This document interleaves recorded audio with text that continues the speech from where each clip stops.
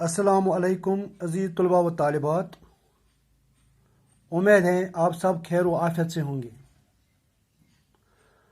आज का जो हमारा मौजू है वह है शेरी इस्तिलाहात। अज़ीज़ तलबा, असल में हमें गज़ल पढ़नी है, लेकिन इसके लिए ज़रूरी है कि हमें पता होना चाहिए कि काफ़िया किसे कहते हैं, रदीफ किसे कहते हैं, मतला किसे कहते हैं और मक्ता किसे कहते हैं। इसीलिए आज हमने मौजू चुन लिया है, वह है शेरी इस्तिलाहात। पहले हम ये जान लेंगे कि इस्तिलाहात किसे कहते हैं। इस्तिलाहात किसी इल्मी या फ़नी ग्रोह का किसी लफ्ज़ के आम मानों के अलावा कोई ख़ास मफ़हूम मुकर्रर कर लेना इस्तिलाह कहलाता है।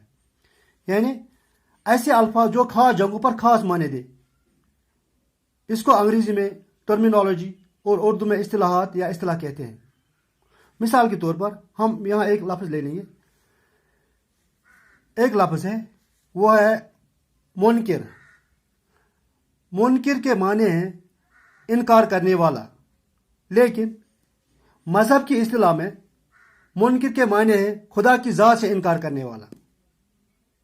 यानी आपको इस्तिलाह समझ में आया होगा कि किसी ग्रुह का या किसी इल्मी या फ़नी ग्रुह का किसी लफ्ज़ के आम मानों के अलावा, यानी आम मानों के अलावा कोई ख़ास मफ़हूम मुकर्रर कर लेना इस्तिलाह कहलाता है। यानी ऐसे अल्फाज जो ख़ास जगहों पर ख़ास माने दे, उर्दू में इसे इस्तिलाह या इस्तिलाह कहते हैं।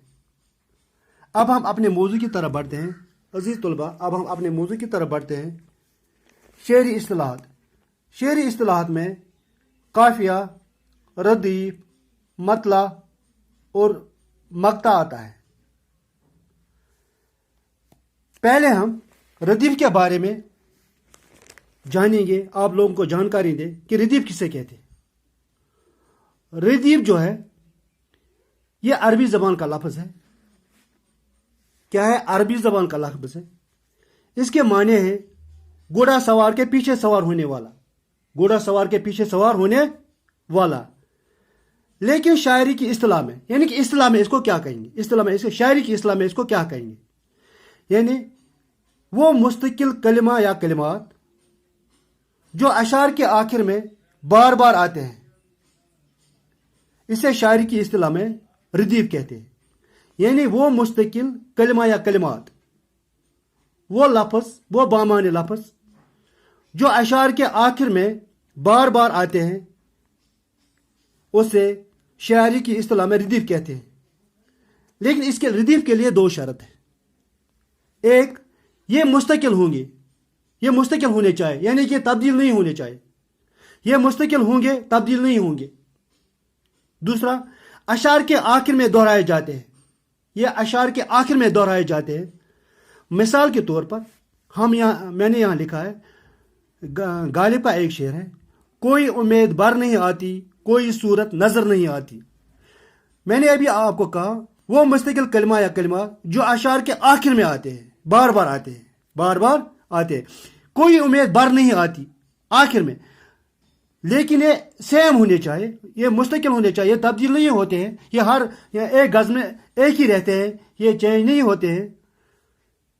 ये यानी कि मुस्तकिल होने चाहिए, कोई जो सेम होंगे और अशार के आखिर में आए, शेर के आखिर में आए, वो क्या कहलाते हैं, रदीफ कहलाते हैं। यानी कोई उम्मीद बर नहीं आती, कोई सूरत नजर नहीं आती, इनमें नहीं आती, यानी ये सेम है, नहीं आती, इसमें भी नहीं आती, ये सेम है, ये आखिर में है और सेम है, ये इस गज़ में तब्दील नहीं होंगे। इनको हम, यानी नहीं आती, ये रदीफ है, ये रदीफ है। इसी तरह फिराक गोरखपुरी का एक शेर है, आंखों में जो बात हो गई एक शराय हयात हो गई। यानी कि आखिर में हो गई, ये सेम है और अशार के आखिर में है, इसलिए हो गई रदीफ है, हो गई रदीफ है। ये आपको समझ में आया होगा। अब हम काफिया की तरफ बढ़ते हैं। काफिया भी अरबी ज़बान का लफ्ज़ है। इसके माने हैं पीछे आने वाला या पैदे पे आने वाला। काफिया अरबी जबान का लफ्ज है, इसके माने है पीछे आने वाला। क्या है? पीछे आने वाला। लेकिन शायरी की इस्तिलाह में वो हम वजन और हम आवाज अल्फाज होते जो अशार के आखिर में लेकर रदीफ से पहले आते हैं, काफिया कहलाते हैं। काफिया कहलाते हैं। यानी कि शायरी की इस्तिलाह में काफिया किसको कहते हैं? यानी वो हम वजन और हम आवाज अल्फाज जो अशार के आखिर में लेकिन रदीफ से पहले आते हैं, काफिया कहलाते हैं। यानी हम वजन और हम आवाज जरूरी है, लेकिन अगर हम आवाज, इसके लिए हम आवाज सबसे ज्यादा जरूरी है। यानी जिनका वजन भी एक हो और जिनकी आवाज भी एक हो। मिसाल नहीं, लेकिन काफिया के लिए इसके लिए भी दो शराइत है। एक, ये हम वजन होने चाहिए और हम आवाज होने चाहिए, और दूसरा जो है वो है ये अशार के आखिर में लेकिन रदीफ से पहले इस्तेमाल होंगे। क्या है? ये हम आवाज, ये हम वजन और हम आवाज होंगे। दूसरा, अशार के आखिर में लेकिन रदीफ से पहले इस्तेमाल होंगे, रदीफ से पहले इस्तेमाल होंगे। मिसाल के तौर पर अभी हमने कहा आपको यहाँ कोई उम्मीद बर नहीं आती, कोई सूरत नजर नहीं आती। अभी हमने आपको कहा नहीं आती, ये अशार के आखिर में है और ये सैम है। हाँ, मैंने अभी आपको कहा ये रदीफ है, लेकिन इनसे पहले जो आता है, मैंने अभी आपको कहा रदीफ से पहले आता है। इनसे पहले यहाँ एक ही आवाज, यानी कि नजर और बर, इनमें एक ही आवाज निकलती है, नजर और बर। यानी कि ये हो गया, फिर नजर और बर हो गया काफिया। नजर और बार क्या हो गया? काफिया। इसी तरह आंखों में जो बात हो गई, एक शरा हयात हो गई। मैंने अभी आपको कहा हो गई सैम है, ये तब्दील नहीं होंगे। जो ये गजल है, फिरागुर की गजल, इसमें ये तब्दील नहीं होंगे। ये और ये अशार के आखिर में आते हैं होंगे, हो गई। हाँ, ये रदीफ है, लेकिन यहाँ जो है बात हयात एक ही आवाज है, इनकी हम आवाज है, बात और हयात एक ही आवाज है। ये हो गया काफिया। यहाँ एक और मिसाल, महबूब के होंठों पर सैलाबी तबस्सुम है। ये नाज़की साहब का शेर है।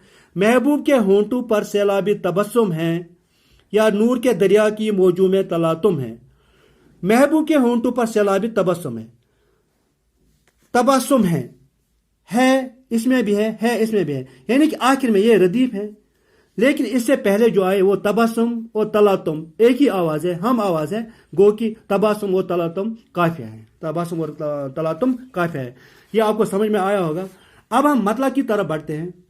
मतला किसे कहते हैं? क्योंकि आपको एक गजल में जरूरत आएगा।